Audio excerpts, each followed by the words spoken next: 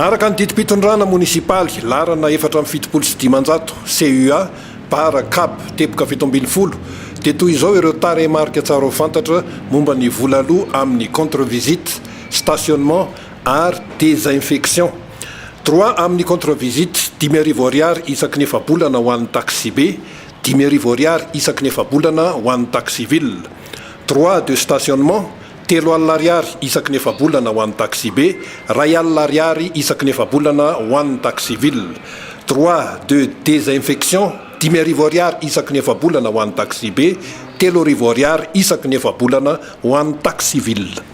Toy izao indrindra ny fanazavana hoentin'ny tale misahana ny fitaterana eto anivon'ny commune Antananarivo renivohitra Ravelson Landy. Mampafantatra antsika ny tanàna Antananarivo mikasika an'ireo hetra izay tokony aloha mahakasika ny taxi sy ny taxi B fa efa mivoaka ilay tao vaovao izay nolanin'ny filakevitry ny tanàna.